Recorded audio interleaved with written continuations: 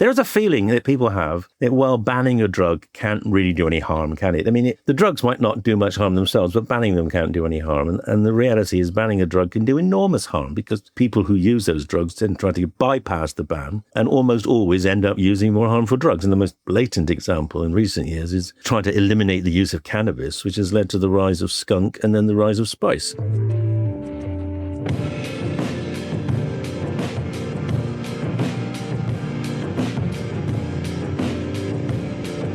Welcome back. Today, we're so excited to be bringing you a guest we've wanted to have on the podcast for a long time, and that is, of course, Professor David Nutt. David is a professor of psychopharmacology and the deputy head of the Centre of Psychedelics Research at Imperial College London. He's also the chair of Drug Science, an organisation which aims to educate the public about drugs and their effects. David is known for challenging drug policy using science and reason and evidence. I first became familiar with him back in 2009, 2010, when I was a medical student in Malta, and I heard that David, who was the chairman of the Advisory Council on the Misuse of Drugs at the time, part of the government, and in that role, he was beginning to make stark claims about drugs which are legal and illegal. For example, he made the claim based on evidence that alcohol, although legal, was not the least dangerous drug we have, that in fact there is reasonable evidence that alcohol is more dangerous than many illegal drugs. And he also famously made the controversial claim, again based on evidence, that ecstasy is less dangerous than horse riding. This led to a culmination of events where he was eventually removed from his position as chairman of the Advisory Council. But of course, his voice has remained far from stifled, and he remains outspoken about psychedelics research, addictions, the advantages of drug decriminalization, and related topics. He's a world-leading researcher on how drugs affect the brain. He's published over 500 papers and 34 books on these topics, including Drugs Without the Hot Air and his autobiography, Nutt Uncut. He also hosts the Drug Science podcast, which is dedicated to exploring drugs, their uses, and their impact on society. Today we discuss his experience being removed as chair of the Advisory Council and his ongoing positions on government drug policies, his current outlook on psychedelic-assisted therapy and research, what we know about drug decriminalization, his views on addiction, and much more. As always, thank you for listening. And now here's today's conversation with Professor David Nutt. David, thank you so much for joining me. Well, it's been a long time coming, but I hope it's worth it. Yeah, I'm sure it will be worth it. And I should say that I'm joined by my delightful co-host, Dr Anya Borissova. Anya, thank you for joining us as well. Hello, thanks everyone. The first thing I've always wanted to ask you about is, back in 2009, 2010, I was just a medical student in Malta at the time, and I saw that you were going through this controversy when you were the chairman of the Advisory Council on the Misuse of Drugs. And I'll explain a little bit about that in the introduction, but it seemed like you were locked in a battle of science versus politics. You had come out with some research, for example, comparing the dangers of ecstasy to horse riding, and also you were ranking substances in terms of their harm, both to the individual and the harm to society. And famously, you ranked alcohol ahead in terms of its ability to cause harm of many illegal drugs like psilocybin and cannabis and things like that. What do you make of that conflict 15 years on? What was it like to be at the center of that debate? Well, it was disappointing, I think. It was also pretty stressful. Being sacked publicly like that is not something I would wish on people. Well, maybe one or two of the politicians who did it, but not on my friends. But mostly it was irritating because it was clearly a manifestation of the fact that policy wasn't evidence-based. And rather than confront that reality and change the policy, they decided to shoot the messenger. But he didn't stay shut. It was such a stupid thing to do because it actually gave me so much more traction and credibility and airtime. And in fact, until that point, there hadn't really been a public debate on drug policy that actually had called out the elephant in the room, which was that the policy wasn't based on evidence or truth. I mean, people had said it wasn't working, but they hadn't really said why. And now everyone knows. Everyone knows that the policy actually is essentially a moralistic, it's politically driven prohibitionist policy that has failed, and it's got to be changed. And actually, to some extent, there was a spin-off, by the way, to that particular assessment of drug harms, because it actually ended up being an underpinning piece of evidence for other countries changing their drug laws. We haven't done it yet here, but it's had an international influence. So yes, it started as a debate and has actually had ramifications globally. And have your views remained largely unchanged? For example, would you still stand by the statement that ecstasy is in fact more dangerous than horse riding, or that alcohol is actually safer than many drugs which remain illegal? Well, two things to say. The first is that the concept of doing that kind of analysis, which is a multi-criteria decision analysis, which is a very transparent, sophisticated, state-of-the-art way of comparing, in this case, harms, that was so interesting to the world that actually the European Department of Justice, while we were still in Europe, decided to replicate it to see whether European experts came to the same conclusion as British experts. And intriguingly, they got 30 European experts from 20 countries, and they changed all the scores on the 16 parameters of harm, and they changed all the weightings, and the results were almost identical. Only one drug shifted. GHB and ketamine swapped places. But the correlation between the UK experts and the European experts was about 0.96, which is unheard of in that kind of, what you might call social science kind of research. And if the Department of Justice said, okay, this is great. Now we will apply this to making decisions about whether we ban any drug. And when that report came out, Theresa May was Home Secretary, and she said, no, we won't. We will continue making decisions on whether drugs are banned or not based on what we think as politicians, not what the scientists think. But Europe has moved, and subsequently that's been replicated by studies in Australia in 2018, in New Zealand last year, and there's a Canadian study coming to essentially the same conclusion, which is submitted for publication now. So we can say pretty much in Western jurisdictions where alcohol is widely used, it's the most harmful drug. And it's more harmful to the user than many drugs such as ecstasy or MDMA or LSD or psilocybin, which was the point of my horse riding comparison. And in terms of harms to society, it's the most harmful drug overall because of the vast social harms. And those, of course, are driven by its being harmful itself, but also by its being widely used. Yes, and I guess alcohol's predisposition for causing violence in people as well. My understanding is that alcohol is a huge risk factor, both for people committing violence and also having violent acts committed on them.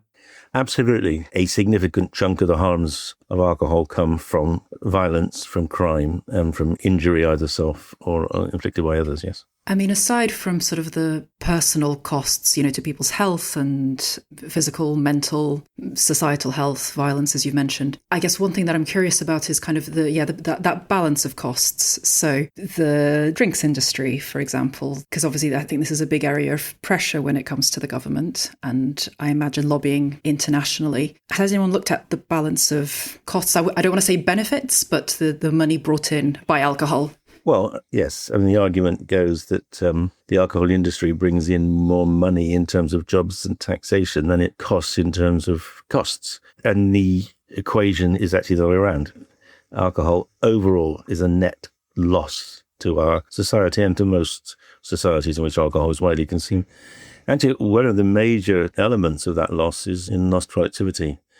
Hangovers have huge impact. Hangovers cost the economy more than both policing and healthcare costs of alcohol put together. They massively undermine productivity. You may not know that the reason we have licensing hours in Britain goes back to the First World War, because it was generally known that particularly miners, they'd get paid in on a Friday and they would often drink the money away over the weekend to the detriment of themselves and their families. And that was having a negative impact on the war effort because we were losing energy stocks. And so licensing laws were brought in so that people would have to go home by 10 o'clock. And so they couldn't be so drunk that they could have turned up to work on Monday. And that was a start. But obviously we haven't pursued it. The sort of policy of reducing alcohol consumption as vigorously as we did then. That's fascinating. And I might sound a bit naive here, but what were, do you think, the political motivations to not having an evidence-based approach? What were they thinking in unceremoniously stripping you of your position and saying, no, actually, we can't have a conflict between science and politics like this?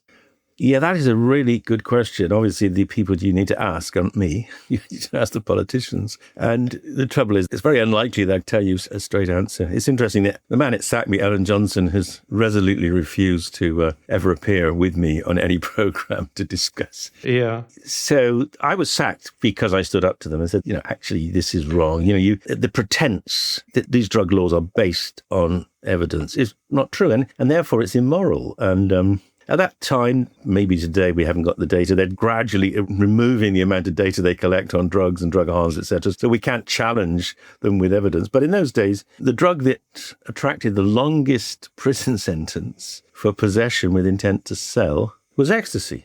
More than heroin, more than crack, more than cocaine. Why would that be when it's clearly less harmful than horse riding? And the answer for that is because there was a moral opprobrium. Politicians and the media did not like the idea that young people were having fun with ecstasy.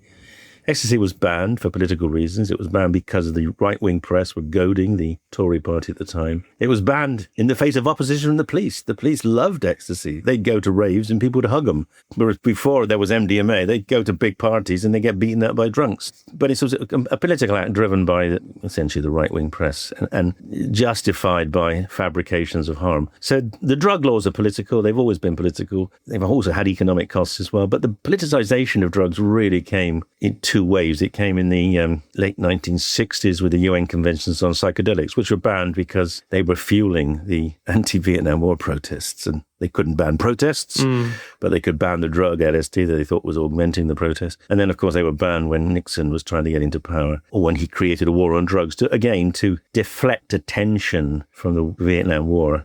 And a hugely successful campaign, focusing people's attention on the presumed demise of the US state because people were taking drugs. Fantastically successful. Everyone knows it was a lie. His advisor said afterwards, of course it was a lie, but it worked. And it's continued because there's a huge body of people employed in America enforcing the drug laws. And they don't want to change things, and the politicians don't want to change things because you can actually attack people that don't vote. That's the great thing about the drug laws, that by and large they're imposed on people who don't have a vote. So they're free votes. Sadists who want to torture and be cruel to people who use drugs can see it happening, and they'll vote for the party that does it most viciously. Why do you think, this may be a difficult question to answer, but why do you think as human beings, many people have such an inherent moral repugnance to the idea of doing drugs? It really rubs a lot of people the wrong way. Do you have any idea why that might be? Yeah, it's called misinformation and miseducation.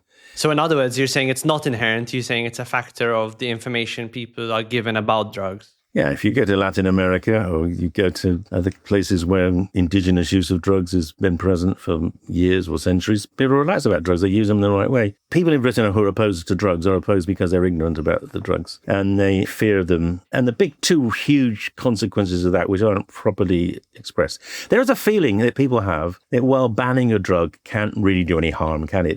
The drugs might not do much harm themselves, but banning them can't do any harm. And the reality is banning a drug can do enormous harm because people who use those drugs tend to try to bypass the ban and almost always end up using more harmful drugs. And the most blatant example in recent years is trying to eliminate the use of cannabis, which has led to the rise of skunk and then the rise of spice. No one has ever died in a British prison from smoking cannabis. Year on year now, we've had tens to hundreds of people dying in prisons because they use spice. We didn't need to try to eliminate cannabis. Other countries had it legal, but we took a political position, a moral position. So that's the first thing, that actually the law not only is dishonest, but it makes things worse. So the second problem is that, and we'll probably touch on this later in the programme, that there are consequences in terms of research.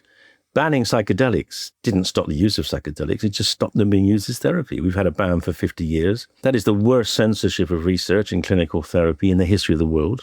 Tens of millions of people who might have benefited, people with addiction, with depression, PTSD, who might have benefited from treatment, have been denied access simply to fulfill a political whim of the US government, which, because it controlled the United Nations at the time, their decision was effectively, it was agreed and effectively imposed on the rest of the UN by US pressure. Some countries are allowing research, some countries are allowing treatment, but the UN hasn't moved.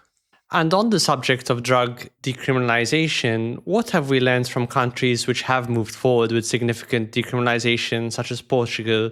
How have their outcomes been? Has decriminalization been a success in your view? So it's worth remembering, most people don't know this, that The decision to decriminalise drug use in Portugal wasn't a moral decision. It wasn't removing the sort of moral objection to drug use. It was an economic decision. It was made because they were filling their prisons up with drug users. It was becoming economically infeasible to continue that policy. So they decided to do something rather brave, because obviously they weren't sure it was going to work, but also it was brave because they had to confront really vicious opposition from America and from the UN. So they decriminalised drug use, and they basically essentially said, if you're caught using a drug, personal possession will get you a civil sanction. They might remove your driving licence. They might make you do some sort of clean-up work in the streets, or they'll put you into treatment, but they won't put you into prison. And it had a dramatic effect. After 20 years, they significantly reduced the use of particularly drugs like heroin, because people were in treatment rather than having to make other people addicts to feed their habit. And it reduced deaths from heroin to about a quarter of what they were. So over about 20 years, deaths went down to a quarter. And we have a very interesting parallel, because we've been monitoring deaths in Britain over the same period. And we've doubled our deaths from heroin, because our policy has actually been exactly the opposite. It's been to punish people rather than treat them.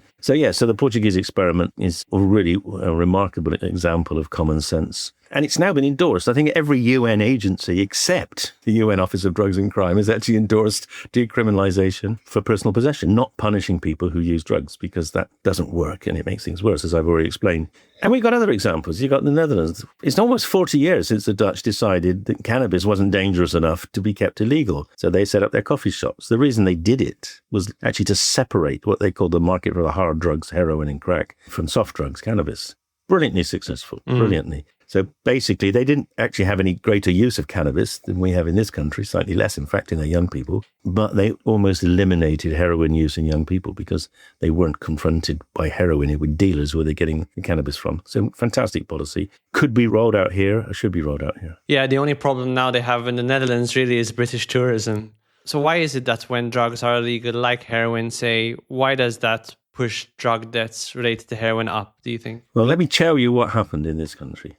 In 1971, when we brought in the Misuse of Drugs Act, there were 1,000 heroin addicts in Britain, and almost all of them were on prescription heroin. And that was basically because we stood against the American and international policy of banning heroin, which was brought in about 1928. So it was called the British method, and it was admired by liberal and logical people and doctors all over the world. And then in 1971, the US pressured us to change. We don't know what they got in exchange, but in exchange, we decided to stop prescribing heroin, to go over to the prohibitionist model, the American model, just say no. And the reality is, if you take someone who's heroin dependent and take away their prescription, they don't say, oh, thanks for curing me. That's great. I'll just go and, start training for the marathon. They say, oh, well, I've got 6 hours to get my next fix. And how do you do that? Well, the first thing you do is you go and get some money and you pay someone to go and steal heroin. So there's a massive outbreak of thefts of medical heroin from pharmacies. But quite soon, the underworld realizes, well, there's a huge market here. So they go out and they start bringing heroin in from other countries. And at that time, it was from the Golden Triangle in Burma and Laos. And that that price went up. So people had to make money to pay for their habit. And you do three things. You either steal. So acquisitive crime went up, you prostitute yourself, so that happened, and sexually transmitted diseases went up, or you become a dealer. But to service a heroin habit, you need about 25 other addicts buying from you. And you can see the multiples, so 25 times 25 times 25, within 10 years, we'd gone from 1,000 addicts to over 200,000 addicts. And we're chugging along at about 300,000 addicts now. So I think one of the Nobel Prize winning economists said that is truly, the most illogical way of dealing with any problem ever, because you're creating a market which is kind of insatiable, over which there's no control, and on which there's no taxation. It's the worst kind of economics decision that they made. And we're still living with the consequences now. And on the subject of drugs, like specific drugs like heroin and cocaine, when I talk to people outside of the mental health world, they tend to see them. I mean, these drugs have been quite mythologized. You watch films like Trainspotting or Blow, or films like that. And these drugs seem to have been mythologized as like uniquely addictive. And of course, we know they have addictive properties. But there's this sense of talking to people that you try these drugs once and kind of irrelevant of your life situation, you're hooked, and that's you're caught in the grip of that drug. Is that borne out by the science? Do you think that idea that it's mostly about the drug rather than about the individual's circumstances? It's always about both. The reason there's so much drug use in places like Glasgow, because if you're brought up on a sink estate in Glasgow, your prospects are really very limited. Your life quality is very, very poor. And then you take your first hit of smack and you go to somewhere which is so much better than where you are. Why wouldn't you want to keep going there? And so, deprivation and poverty are major drivers of repeated drug use. We can study the propensity to produce addiction in drugs using an estimate which is called capture rates. What proportion of people who ever use can't stop? In fact, the drug which has the highest capture rate is actually nicotine in the form of tobacco, cigarettes, with a capture rate about 40% of people who ever smoke become addicted. That's partly confounded by the fact that it's easy to get addicted, so people who are vulnerable can get cigarettes more easily than heroin. Heroin then becomes the next with the capture rates of around about 25 to 30, which means, the majority of people who use heroin aren't addicted. And some people do use it intermittently for fun, as long as they use it carefully and know what they're doing, as long as they use clean needles or preferably smoke it. It's not inevitably dangerous. And then you get down to cocaine, down to about 15, 20%, alcohol about 15, cannabis about 12%. So it's the minority of users who do get addicted. Mm-hmm. But of course, the ones who do get addicted, there's a lot of them, particularly for alcohol. And do we know anything about the genetics of addiction? Is it the case that some people are likely genetically to be more predisposed to be addicted to certain substances? Yeah, we do know quite a lot about that through twin studies, yes. And identical twins are more likely to be addicted, if one's addicted, than non-identical twins. And then, of course, that's slightly more than for siblings. So there's clearly a genetic propensity to addiction. It's particularly strong for quite addictive drugs like heroin and tobacco, alcohol. And it probably reflects a tendency to addictive behavioral traits, particularly impulsivity and particularly inability to stop doing things. So the development of compulsive type behaviors. Are we talking about a vulnerability to addiction more broadly, or could someone be genetically predisposed to alcohol addiction, but not necessarily cocaine or heroin? No, the feeling is generally the vulnerability probably stretches across all drugs, although there are some genetic variants, probably the GABA receptor, which makes some people particularly prone to alcohol addiction because alcohol targets the GABA system, at least initially. And there are also genetic variants which we know attenuate or reduce the risk of addiction, again, particularly to alcohol. And that's the flushing. If you've got the flushing reaction, which means you can't metabolize or break down the main metabolite of alcohol, acetaldehyde, you get terrible flushes, and that's very aversive. So those people carrying that gene have lower rates of alcoholism. So there are some genetic factors, but they don't account for the majority of explanations of why people are or not addicted. And other factors like impulsivity, like the ease of learning, speed of learning, compulsive, repetitive behavior, obsessional behavior, but also stress. I mean, let's be clear about this. The main reason people start to use drugs in the first place is generally to avoid distress, to avoid misery, to deal with anxiety or depression. And that's absolutely the truth for alcohol. And to some extent, it's true for drugs like heroin. People want to dampen pain. And these drugs, of course, do it in the short term, but end up becoming more painful. And the addiction itself is traumatizing and self-fulfilling, self-perpetuating. Yes, once you start using and then you get addicted, it very quickly becomes a hole that's harder and harder to get out of. Yeah, absolutely. Because, well, you've got only got the brain changes, but you've also got the financial changes. Addiction is extremely expensive and it destroys yourself, destroys your family. Your self-image becomes undermined. It becomes a very, very unpleasant downward spiral. Mm-hmm.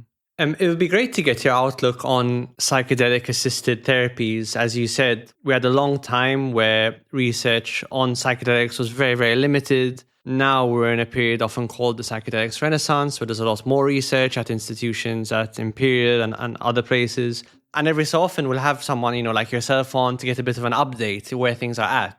Broadly, where do you think we're at? What is the science showing about the utility of psychedelic-assisted therapies right now? Well, the science is showing that they are rather revolutionary in that they can lift depression where other treatments have failed. They can lift PTSD. MDMA in particular for PTSD has got very good data now. There are studies showing efficacy in stopping smoking, stopping drinking. We're just starting a study that's trying to help people stop heroin and also gambling. So they have a sort of transdiagnostic efficacy, which is quite, some people find quite perplexing. And actually some people find it cannot be true. How can something lift depression and stop you gambling? And the answer is because what they're doing is they're breaking down thought processes and behavioral processes which have become deeply ingrained. And we think psychedelics are certainly the only drugs and probably the only therapy currently that actually can break down years and years of learning aberrant behavior, often unwanted behavior. I mean, people often don't realize that when people get addicted, they're not having fun. Right. Most addicts don't want to take the drug. In fact, they'll often say, it doesn't even give them any pleasure anymore. Mm-hmm. They just have to do it. And they have to do it either because they're in withdrawal, which is unpleasant, or they have to do it because their brain is doing it. I mean, I'll give you an example of, I used to run the alcohol research ward at NIH in America. And I vividly remember one guy who we brought in, and he was in his 20s and he'd been an alcoholic since he was about 8. And we dried him out, we cleaned him out. He was there for 3 weeks, he was fine. And the next week he's back in and I went and interviewed him again. Why are you here? And he said, well, I was fine. I left. That was great. And then suddenly I found myself, I realized I was in a bar. I drunk a bottle of vodka in a bar. I didn't intend to go to the bar. I don't remember going into the bar. I just remember being there thinking, my God, I'm drunk. And it was an automatic process. His brain had driven him to drink, even though he didn't want to. And that automaticity is something that we think psychedelics can break. And that's why they work in disorders where you've got thinking automaticity, like in depression. Right. Depressed people know intellectually they're not worthless. That's how CBT works. You try to get them to argue themselves out of this negative thinking. But they can't, because their brain is doing something against their will in a way. And psychedelics can break that. And for a period during the trip, they escape. The thoughts disappear. Sometimes they get insights into where the thoughts have come from. And maybe it's because they were traumatized as kids or they've been abused or there are other aspects of their life which they've been repressing. And then afterwards, they know it's possible not to be depressed or not to think those depressive thoughts. And they can continue to improve as a result of developing thinking strategies which are not depressive. And what is really remarkable, I think this is truly very unexpected. I mean, to be honest, when we started doing our work on psychedelics, the question we asked was a simple one. What is the psychedelic state? No one has studied the psychedelic state because it was too difficult to do because these drugs were illegal and you couldn't get them and you couldn't get funding. Well, after years of fighting, we got them. We got a bit of funding. We did the studies. And then, wow, the brain changes were really interesting. And actually, they did predict that they would disrupt the brain circuits of depression. So then we did the depression studies. Yes, they work.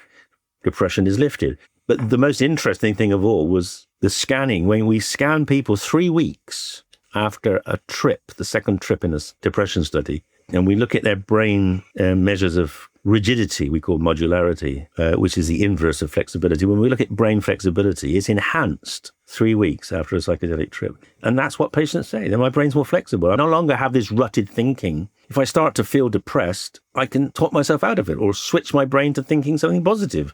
Why is depression called depression? Because of the topographical nature of a depression. A depression is a state in which your mind is down somewhere so deep that you cannot get a happy, pleasant, positive thought. You can't climb out of that slough of despond. And what psychedelics do is basically shake down the landscape so that you're not so deeply embedded and you can jump out and get into the rut of good, positive thoughts. It's very interesting what you're saying because most people wouldn't necessarily correlate a drug addiction with psychological dysfunction. But in fact, and I know this because I do psychotherapy training, we actually do think of them in very similar terms. So we think of dysfunction as a behavioral habit, thought habit.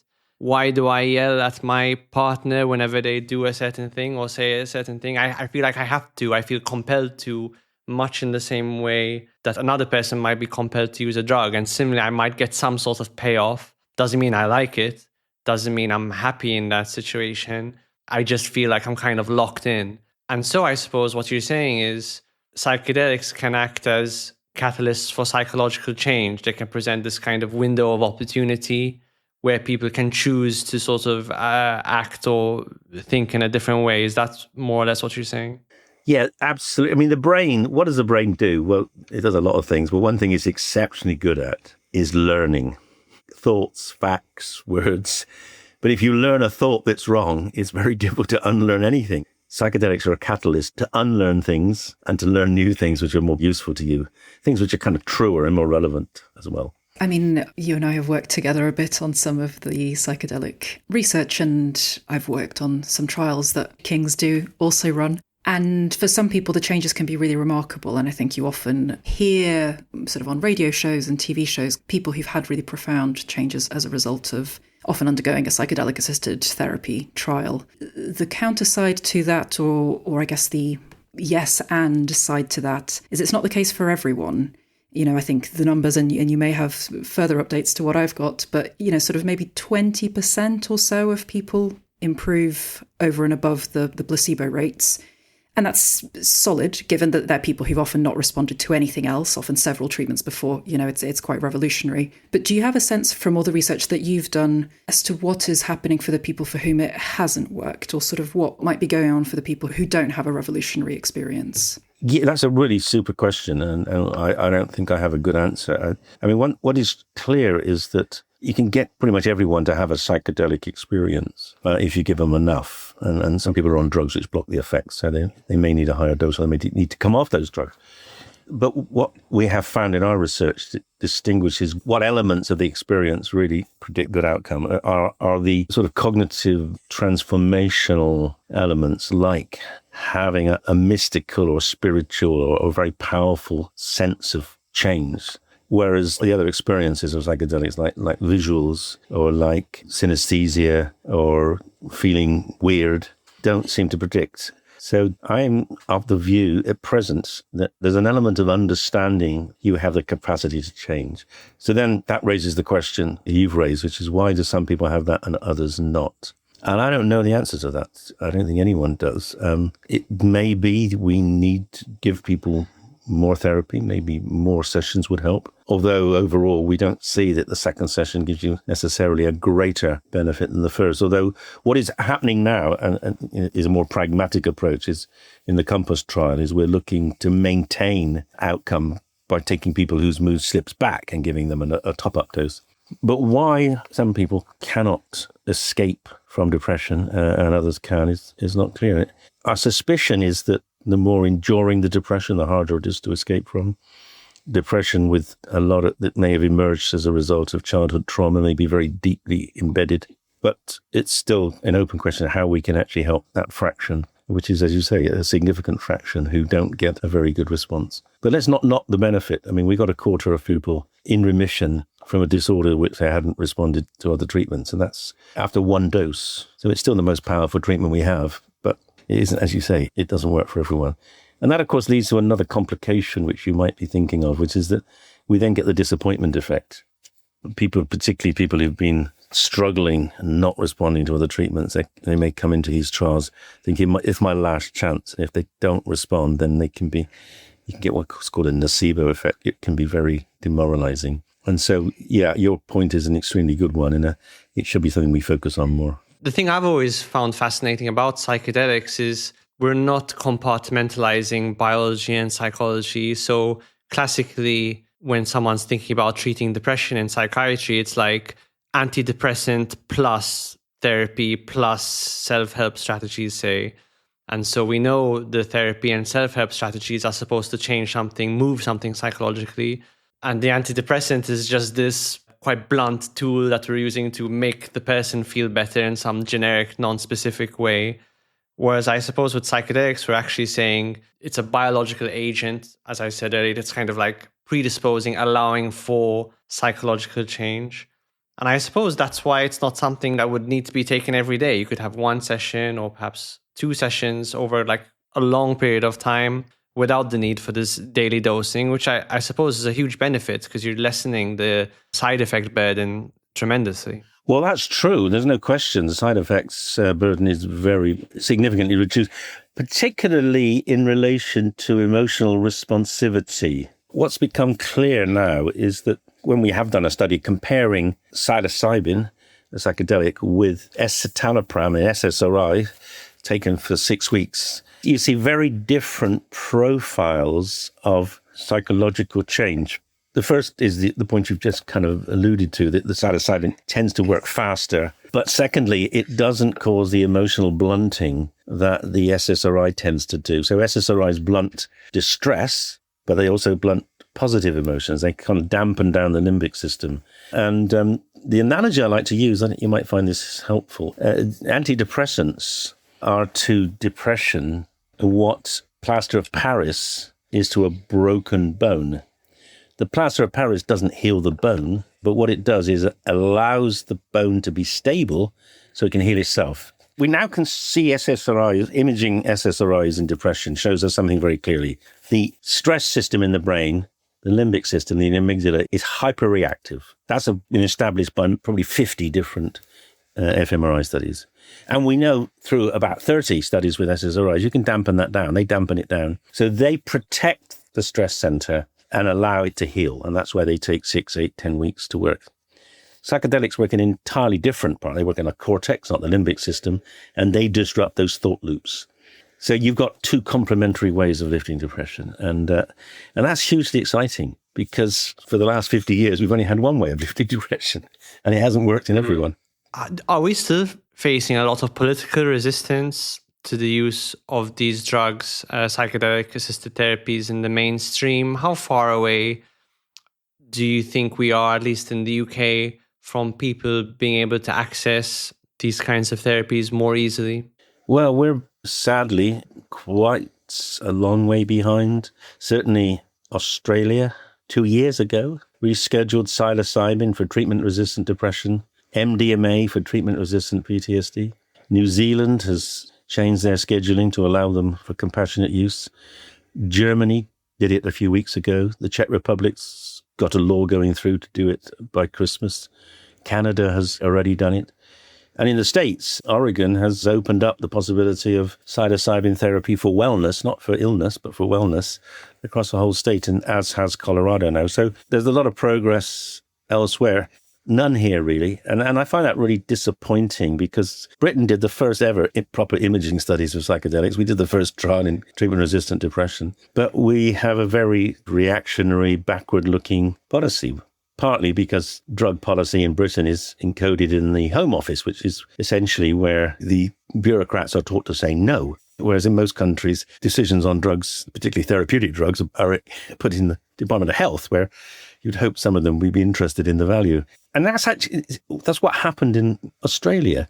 The Australian regulators, their equivalent of our MHRA, were confronted by a charity that said, look, there's now 700 patients from 10 trials or more that have gone through efficacy studies with psilocybin. It works. These centres are actually academic centres. They're actually run by people who are rather good scientists who do good trials. Why should we wait for a drug company, which might not be doing anything like such good trials? Why should we wait for a drug company to show us the same data or less data, but in a different way? Why should we wait for that and then sell it to us? Why shouldn't we just get on and do it? And that's what they do. Okay, medicine's a medicine if it basically works to heal people. And no one can dispute the fact that psilocybin doesn't. And you can read Anna's paper, which I think went through it. You had at least 8 major trials in your recent review, didn't you, Anna, showing psilocybin clearly works. So you don't need a drug company to tell you it works. You just, because we know that. It's a really interesting point because exactly as you say, there's solid numbers of people that have gone through trials with psilocybin and also some other psychedelics. And, it doesn't seem to be necessarily an effect that's just limited to psilocybin.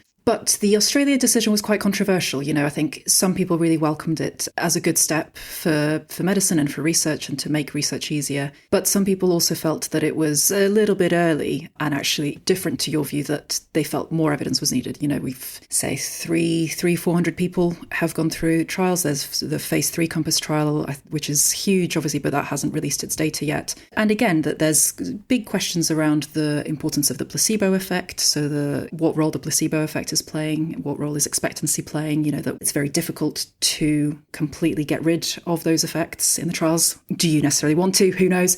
But, do you think that we actually probably do need more evidence to be able to say conclusively these things definitely work?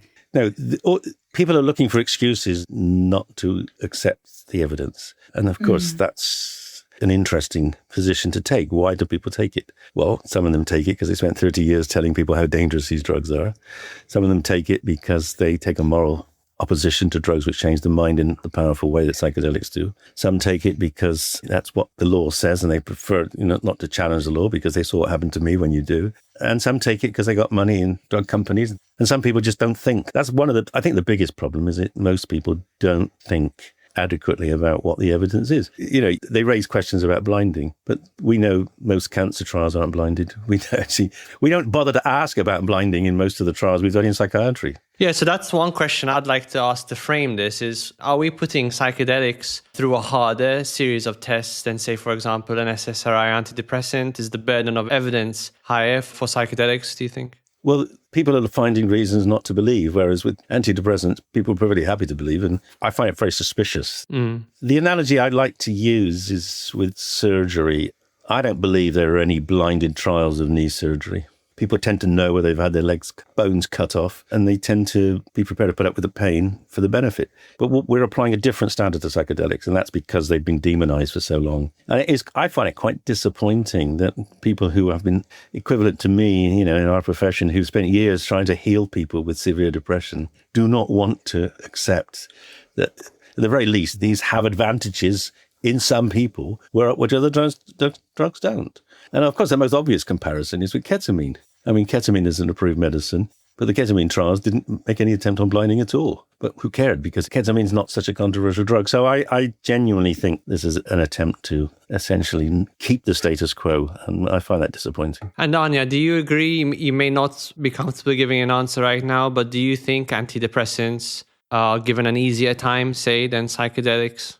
That's a hard question. I mean, I don't know enough about the antidepressant research world to comment. I think there's a important degree of rigor that is going into, and the psychedelic trials that I've been involved in were very rigorously done, and I think with good reason, and with in mind sort of the question of, we don't know if these things work or not. That's why we're doing the research. Let's see where the evidence lands, which is what you want, you know, when you're reading a trial. And I think that's probably the case for all the groups doing research around the world. Whether they're given a harder time in public consciousness and public, including sort of both professional and general public, I think on the one hand, you've got a lot of hype that you also have to try and deal with, and you've got a lot of reality checking that you need to do, which in a way almost becomes an enemy of the field, I think, sometimes as well, because it can muddy the conversation about, you know, like we said, sort of a quarter of people improving is a really dramatic effect when they've not improved with other things. And it's no bad thing to say that, again, it's for some people it's the right thing, for some people it's not the right thing, and we need to keep researching. But in professional circles, I think probably, as Professor Nutt says, moral issues do get in the way. It's not something that I've personally encountered, but I can see and sort of believe that that would make it harder to sell it, if you will.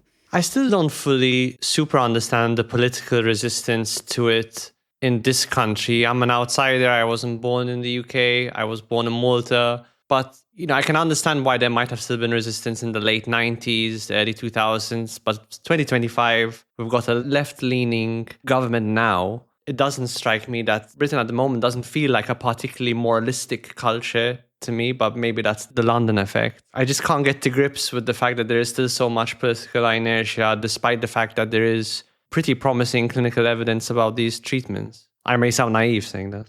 Well, no, I think it's a very important observation. I think the only thing I can say is that, unfortunately, the leader of our government has put more people in prison than any prime minister in the history of the world when he was head of the Crown Prosecution Service. So I think he kind of leans a little bit towards the law, and maybe admitting the law was so wrong for so long. I mean, we have doubled our prison population in the last 40 years, entirely by putting people who use drugs in prison. So there's a kind of philosophy. Look, you know, I don't know what you think from Malta, but I think there's a learnt sadism in the British psyche, which is punishing people is somehow better than healing them. It probably comes to the British public schools, you know, when, you know, you're being beaten when you're 11 and put into cold showers, and it means you kind of hate the world, so you hate other people. It is completely illogical, as you point out. We should be much more rational. Now, the Lib Dems are campaigning to change. They've always been more rational about cannabis. They're exploring now their attitude to psychedelics. I think if one major party, if they come out positively, I think, and given the fact that the Tory party is no longer the sort of major party of opposition, I think then maybe Labour will move in the right direction. So I'm hopeful, but I wouldn't be here if I wasn't hopeful, would I? I'd have left. Yeah. And I think the hope is paying off, if only, you know, gradually.